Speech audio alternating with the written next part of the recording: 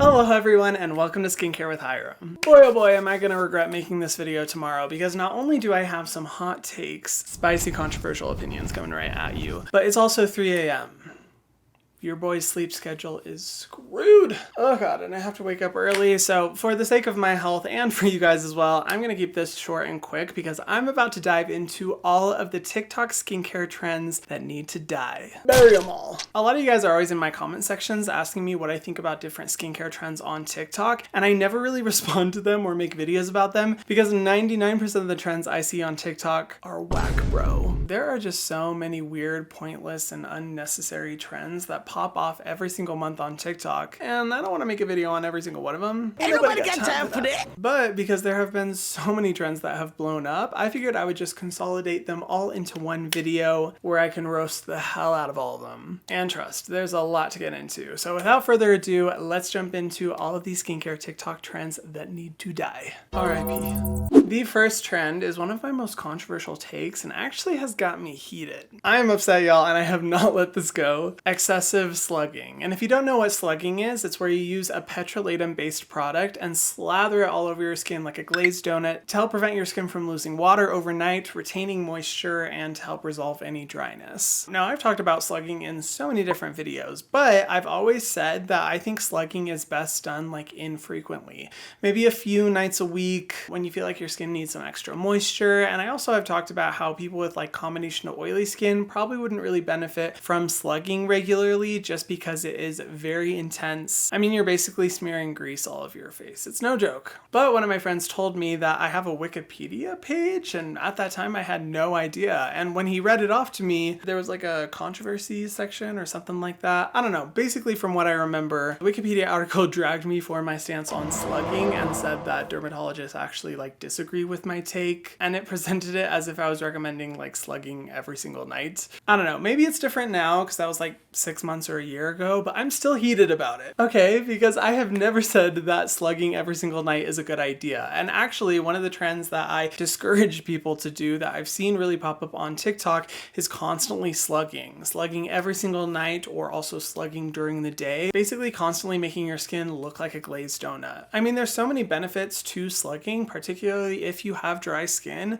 but you gotta let your skin breathe, bro. Not only can constantly using a petrolatum-based product cause complications, particularly in people who have more breakout or acne-prone skin, but there's also the risk of, fungal acne, which, as it sounds like, is a fungus that frequently develops on people's skin when there's an overabundance of moisture. So if you're super oily, you live in a humid environment, or if your skin is constantly over-moisturized. So let this be my official stance. While I think slugging is great, I think it is best done infrequently, not every day, and is more so ideal for people with really dry and dehydrated skin. So if any of y'all are editors on Wikipedia, feel free to update my page. I mean, I'm not going to be checking it, but I appreciate it. This next trend I've really seen blow up on TikTok, particularly over like the past 2 or 3 months. It's the 7 skin or 7 layer toner trend. I don't know if that's the right word. Let's do the 7 skin method with my current rotation of toners and essences. I feel like I sound like a boomer trying to talk about TikTok trends. Basically, in your skincare routine, going in with 7 different layers of your toner, essence, or,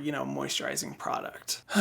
Now, of course, as with every trend, there are some people that swear that this changed their skin. However, I've been in the skincare space for a while and I can smell greed from a mile away. And this just seems like one of those trends that companies love because it means you're going to be using their products way faster and be repurchasing way more than if you were just to use 1 layer of toner or essence. Because there's so many more downsides. First of all, it's really expensive. You're going to have to be repurchasing products 7 times more frequently than normal. Using 7 layers of a single skincare product along with all of your other products only increases your risk of irritation and sensitivity, particularly if your products have like a blend of multiple ingredients. Like slugging, there's a bigger risk for fungal acne or milia. While yes, the person's skin looks good on your screen, but in reality, this is going to make your skin so greasy, super dewy, and super shiny, which, we all want glowy skin, but that level of greasiness and product product layers on your skin throughout the entire day. It is definitely not the most comfortable. And most importantly, if you feel the need to use 7 layers of your toner or essence, that probably means that you're either using too stripping of a cleanser, your moisturizer isn't the right fit for your skin, then using 7 layers of like a toner or essence. Honestly, as an alternative to this, I would just recommend getting a really rich nighttime moisturizer that if you want to, you can also use during the day. Two of my favorites are like the Skin Fix Triple Lipid Barrier Peptide Cream. I have loved this one for years if you want that really glowy, super nourishing moisturizer experience.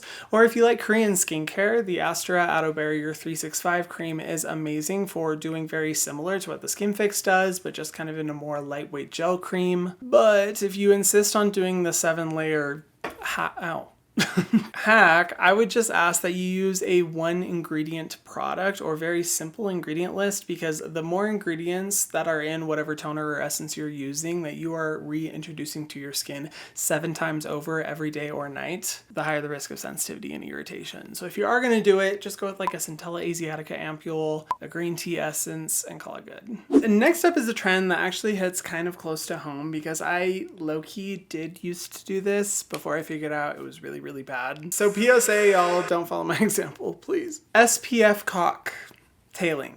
SPF cocktailing. Basically what this trend entails is to mix your SPF with another product, whether it be a serum, a moisturizer, or even makeup products. A lot of people like it because it helps to reduce any white cast or make the sunscreen experience more enjoyable when you're applying it to your skin. And I understand the appeal. I used to do this because it was largely endorsed by a certain brand that I do not talk about on this channel anymore. But I was like, I don't want to deal with white cast. I'll just mix my sunscreen with my moisturizer, slap it on my face, good to go. But the problem with this is that sunscreen is a very finicky technology. Sunscreen formulas require a very high level of chemistry to even formulate in the first place. But in order for them to be fully effective, they need to be working on their own. By mixing it in with another product, you are interrupting the SPF protection that you're getting from your product drastically. So your SPF 50 sunscreen that you might be mixing with your moisturizer is going to turn into an SPF 5 bestie.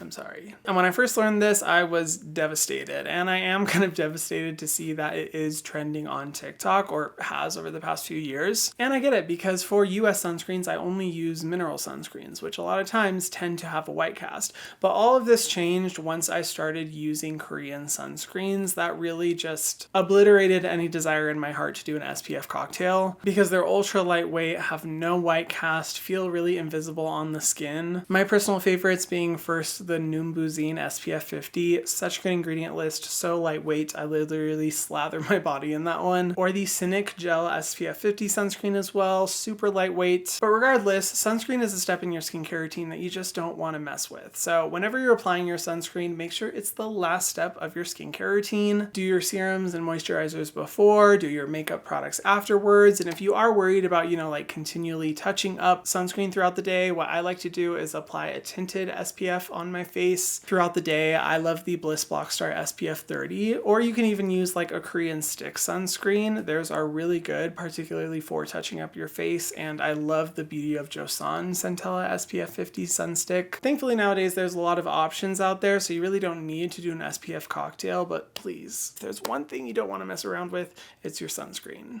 Hi guys, it's me like a month later, because wouldn't you know it, part of this video got corrupted. Yes! I am so obsessed with the way that almost every video I've made has gotten corrupted at some point. It just warms my heart. Anyway, location switch up, but I have to talk about this next one because the person who thought of this next trend deserves the electric chair. When this first came across my TikTok For You page, I was like, you have got to be joking. You're muffin me, babes. SPF contouring. No, this is not the 2016 contouring that we were all obsessed with. This is basically where you strategically apply sunscreen only on certain areas of your face and body while leaving the other areas exposed, and then go out and tan so that whatever areas you didn't protect with sunscreen look more contoured while leaving the protected areas bright. Basically doing the same thing that makeup artists do, whether it's contouring the face to make you look like you have a more snatched jawline or high cheekbones, or what people do with body makeup. Yeah, contouring out their abs, that's what people are doing with sunscreen.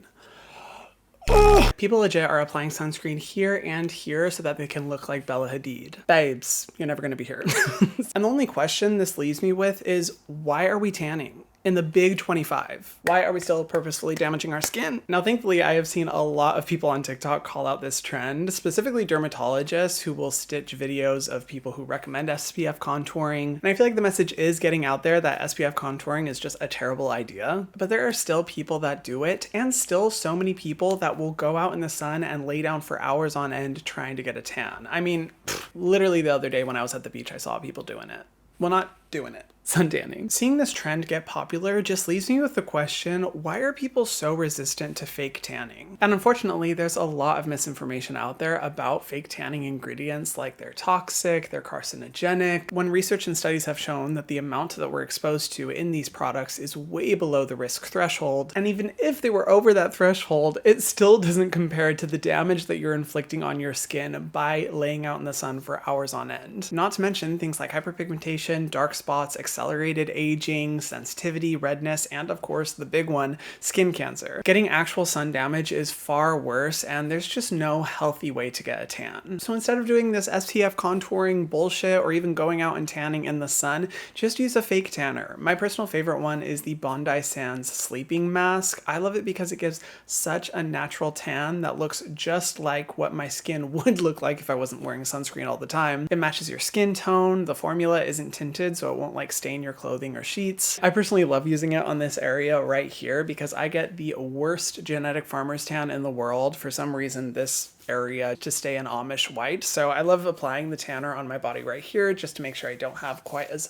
stark of a farmer's tan. Or hell, even if you want to use it to contour fake abs on, just whatever you do, please don't tan and please don't follow this SPF contouring trend. Anyway, back to the other location. The next two trends I fear are very obvious, but for some reason people still insist on trying these at home when it is just always a bad idea. At-home microneedling or even at-home dermaplaning. I know that both of these things have become really popular, especially as the economy has gotten worse. I totally understand why people would rather microneedle at home or dermaplane at home. But for everyone who insists on doing that, I just wish you could see my comment sections and how many hundreds of horror stories I have seen from you guys who tried doing it once at home and it literally took them years for their skin to heal after one DIY session. Because the truth is, when it comes to dermaplaning or microneedling, you are intentionally harming your skin. Of course, this type of like skin damage can be beneficial, right? Because it's encouraging your body to create brand new healthy skin cells.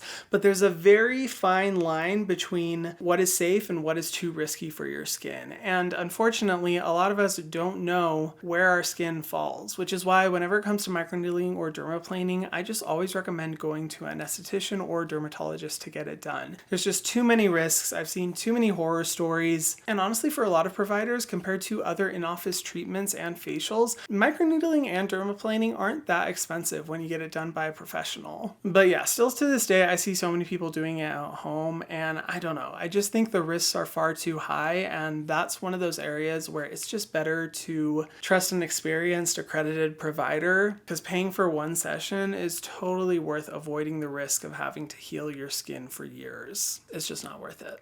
And finally, for the last one, this isn't a specific trend, but more so a category of trends that I have noticed really take over TikTok over the past few years specifically. Hyper-specific and unique names for very normal and standard steps of a skincare routine. Cloud skin, dolphin skin, glazed donut skin, jelly skin.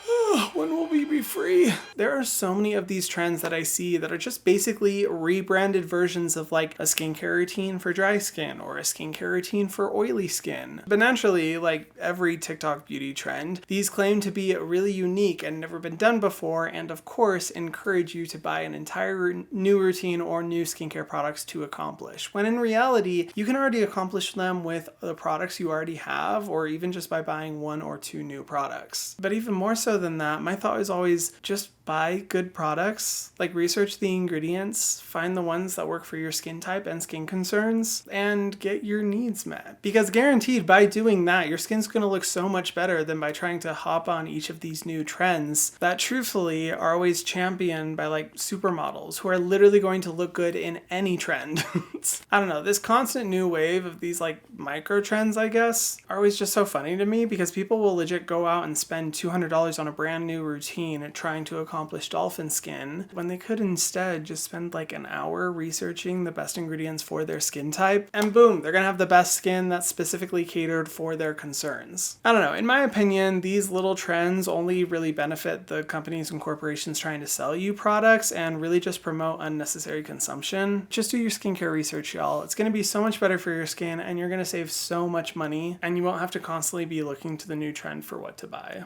Okay, well, I had originally planned for the second half of this video to focus on TikTok trends that I actually like, but it's almost 5 a.m. I'm exhausted. I have to wake up in like 3 hours. So you know what? I think I'm actually gonna make a separate video where I cover all of the best skincare TikTok trends. And I'd love your help. As much as I'm chronically online, I don't really see a lot of skincare content on my For You page. So if you've seen any skincare trends on TikTok that you want to hear my opinion on, please comment them down below because I would love to learn more. And yeah, I apologize if I'm getting a little loopy. It's been a while since I've stayed up this late filming a video. How I missed you, sunrise. Anyway, thank you guys so much for watching. If you do want to check out any of the products that I've talked about in today's video, I'll have them all linked in the description box below. And if you haven't already, be sure to subscribe to my channel and hit the notification bell so that you can see my videos every single week.